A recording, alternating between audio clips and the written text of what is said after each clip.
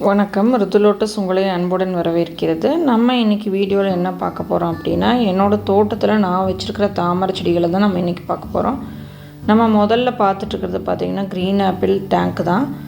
அந்த டேங்க்கில் பாருங்கள் 1 வீக் நம்ம பார்க்காம விட்டதுனால ஃபுல்லாக புழுக்கள் விழ ஆரம்பிச்சிருச்சு. இந்த லீஃபெல்லாம் நம்ம அப்படியே விடக்கூடாது, கட் பண்ணி எடுத்து போட்டுறணும், இல்லைன்னா நிறைய புழுக்கள் வர ஆரம்பிச்சிடும். இந்த தொட்டியில் மட்டும்தான் பார்த்திங்கன்னா புழுக்கள் இருக்குது, வேறு தொட்டிலெல்லாம் இல்லை. அதனால் இதை பூரா கிள்ளி எடுத்துடலாம்.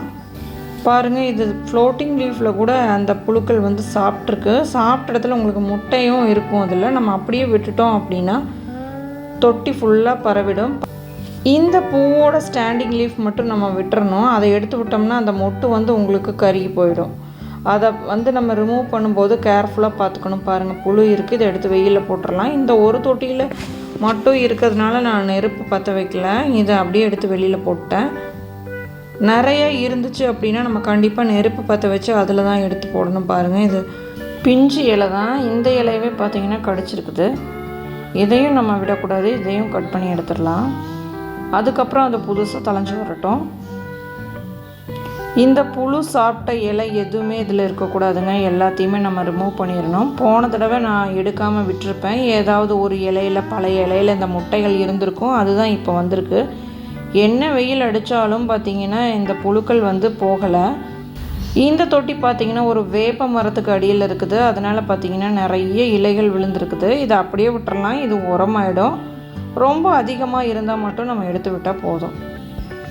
இது மொட்டுக்கள் வச்சுக்கிட்டே இருக்கிறதுனால இதை நான் ரீபாட் பண்ணலை. இது 2 இயர்ஸ் ஆச்சு, இனி நான் ரீபாட் பண்ணணும். நிறைய தொட்டி இருக்கிறதுனால நம்மளால் எல்லாத்தையுமே ரீபாட் பண்ண முடியாது. பாருங்கள், இதுலேயும் ஒரு புழு இருக்குது பாருங்கள். இந்த 3 புழுக்களே இவ்வளோ சாப்பிட்ருக்குது. 3 புழு தான் இருந்திருக்கு மொத்தமே. பாருங்கள், இதையும் கட் பண்ணி எடுத்துடலாம். நான் விட்டுட்டேன் வீடியோவில், ஆனால் நான் கட் பண்ணி எடுத்துட்டேன். பாருங்கள், இந்த கொழுந்து தலைக்கு பின்னாடி எப்படி ஒட்டிகிட்ருக்குதுன்னு. இந்த மாதிரி சாப்பிட்ருந்துச்சு அப்படின்னா உங்களுக்கு மொட்டு வரும்போதும் இதே மாதிரி சாப்பிட ஆரம்பிச்சிடும். இதே மாதிரி சாப்பிட்டுச்சு அப்படின்னா அப்புறம் மொட்டே வைக்காது. மொட்டு வர வர இது கடிச்சு சாப்பிட்டே இருக்கும். நிறைய இலைகளுக்குள்ளே இருந்தால் கூட நமக்கு தெரியாது. நம்ம செக் பண்ணி எடுத்து போட்டுறணும். பாருங்கள், அதை எடுத்து வெயிலில் போட்டாச்சு. இனி இது தொட்டிக்கு வரக்கூடாது, அந்த மாதிரி நம்ம தூக்கி போட்டுறணும். இந்த மொட்டையவே பாருங்கள் ஃபுல்லாக கடிச்சு எடுத்துருக்குது. இந்த மொட்டு வந்து அப்படியே கருகி தான் போகும், வராது. இந்த மொட்டு பெருசாகாது, ஏன்னா புழுக்கள் மேலே ஃபுல்லாக கடிச்சிருக்கு பாருங்கள். இந்த கொழுந்தையும் சாப்பிட்ருக்கு. ஓட்டை இல்லாத இலைகளை விட்டுட்டு மீதி எல்லாத்தையுமே நம்ம கட் பண்ணி எடுத்து தூக்கி போட்டுடலாம்.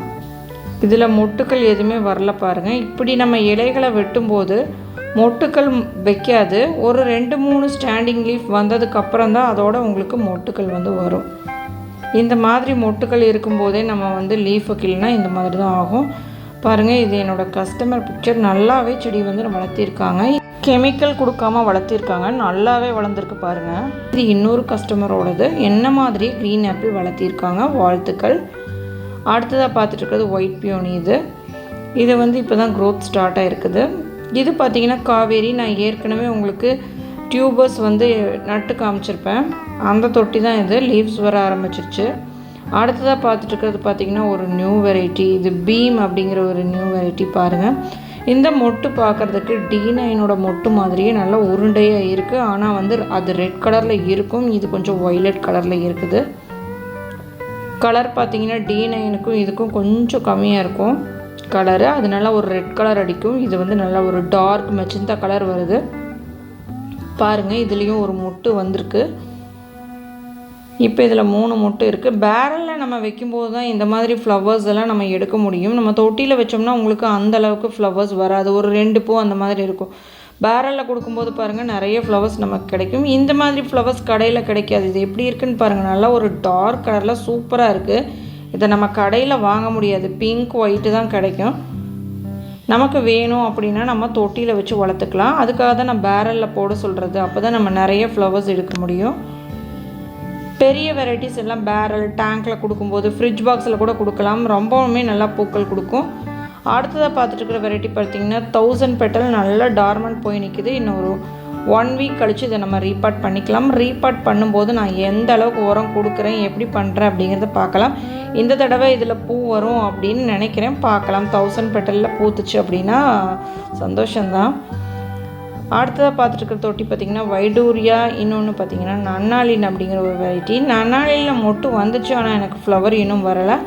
அடுத்ததாக பார்த்துட்டு இருக்கிறது D9ஓட டப் தான் இது. இதில் பாசி நிறைய இருக்குது. இதில் பார்த்திங்கன்னா நான் ஒரு வைல்டு கப்பீஸ் போட்டிருக்கேன், அது வந்து செத்து போகாமல் இருக்கிறக்காக அந்த பாசி அப்படியே விட்டேன். செடி நல்லா தளைஞ்சு வரும்போது உங்களுக்கு பாசி வந்து இருக்காது, அதுவே வந்து உங்களுக்கு மக்கி ஒரு மாதிரி அது கீழே போயிடும். இது பார்த்திங்கன்னா தாமோ, இது நான் ரீபாட் பண்ணல, அப்படியே க்ரோத் ஸ்டார்ட் ஆகி வந்துட்டுருக்கு. ஒரு ஃப்ளவர் வந்துச்சு, உங்களுக்கு நெக்ஸ்ட் ஃப்ளவர் பார்த்திங்கன்னா நல்லா பெருசாகவே வரும். அடுத்ததாக பார்த்துட்டு இருக்கிறது துர்கா அப்படிங்கிற வெரைட்டி. அந்த வெரைட்டியும் பார்த்திங்கன்னா நல்லா தளைஞ்சிக்கிட்டு இருக்கு. அடுத்தது நம்ம பார்த்துட்ருக்கிற டேங்க் பார்த்திங்கன்னா சேரா அப்படிங்கிற ஒரு வெரைட்டி. அதுவும் பாருங்கள் நல்லாவே க்ரோத் இருந்துகிட்ருக்கு. இது எதுவுமே நான் டேங்க்கில் இருக்கிறதையெல்லாம் ரீபாட் பண்ணவே இல்லை. இது பார்த்திங்கன்னா மிராக்கல் அப்படிங்கிற ஒரு வெரைட்டி. அந்த வெரைட்டியும் பார்த்திங்கன்னா க்ரோத் ஸ்டார்ட் ஆகி உங்களுக்கு ஃப்ளவரிங் ஸ்டார்ட் ஆகிடுச்சு. இதில் இப்போ 2 மொட்டுக்கள் வரைக்கும் இருக்குது. இது எந்த அளவுக்கு பூக்கள் வருது அப்படிங்கிறத பார்த்துட்டு அதுக்கப்புறம் இதுக்கு தேவைப்பட்ட உரம் வச்சு கொடுத்துக்கலாம், இல்லைன்னா அப்படியே விட்டுறலாம். அடுத்தது பார்த்துட்டு இருக்கிறது பார்த்திங்கன்னா ஹல்க் அப்படிங்கிற வெரைட்டி. இதில் ஃப்ளவர் நான் எடுத்துட்டேன். அடுத்தது பார்த்திங்கன்னா இது ஒரு சிங்கிள் பெட்டல் ரெட் பவுலு. அடுத்ததாக நம்ம பார்த்துட்டு இருக்கிற தொட்டி ஸ்வேதா. இதுலேயும் ஃப்ளவர் நான் எடுத்துட்டேன். அதுக்கு அடுத்ததாக பார்த்துட்டு இருக்கிற தொட்டி பார்த்திங்கன்னா இது கர்ணா. இப்போ தான் மொட்டுக்கள் வைக்க ஆரம்பிச்சிருக்கு, செடியும் நல்லா தலைய ஆரம்பிச்சிருக்கு பாருங்கள். அது ரீபாட் பண்ணாமல் அப்படியே லீவ்ஸ் மட்டும்தான் கட் பண்ணி விட்ருக்கேன். நல்லாவே ஸ்டாண்டிங் லீஃப் வந்திருக்கு, மொட்டுக்களும் வந்துட்டுருக்கு. அடுத்ததாக பார்த்துட்ருக்கிறது டேங்க்கில் நான் எடுத்து போட்டு வச்சுருக்கிற பச்சை சாணம் தான். இதை மக்கிறதுக்காக நான் இப்படி போட்டு வச்சுருக்கேன். இது பன்னீர் ரோஸ் அப்படிங்கிற வெரைட்டிக்காக வாங்கின டேங்க்கு.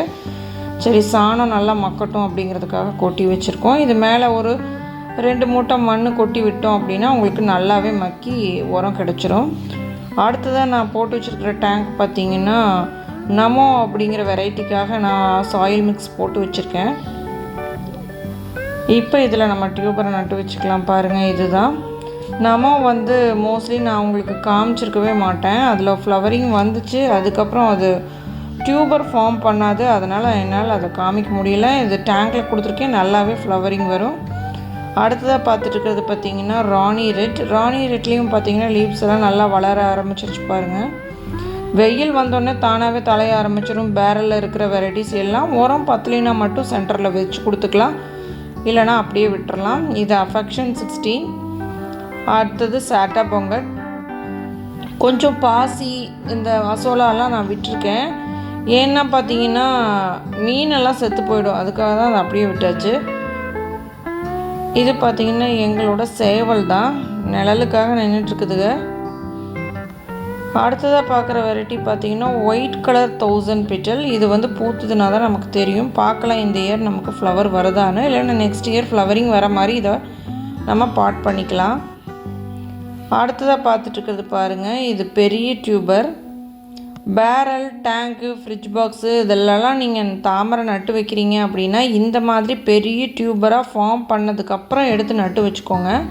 உங்கள்கிட்ட சின்ன டியூபராக இருந்ததுன்னா அதை பேரலில் கொடுத்தீங்கன்னா வராது. பெரிய டியூபர் கொடுத்தா மட்டும்தான் பெரிய தொட்டிகளில் உங்களுக்கு தாமரை செடி நல்லா தழைஞ்சி வரும். நீங்கள் பார்த்துட்ருக்கிறது ரெட் பியோனி. இதுவும் நல்லாவே தழைஞ்சிக்கிட்டு இருக்கு. உங்களுக்கு டியூபர்ஸ் வேணும் அப்படின்னா வாட்ஸ்அப்பில் காண்டாக்ட் பண்ணி வாங்கிக்கோங்க. இன்றைக்கி வீடியோ அவ்வளோதான். நன்றிங்க.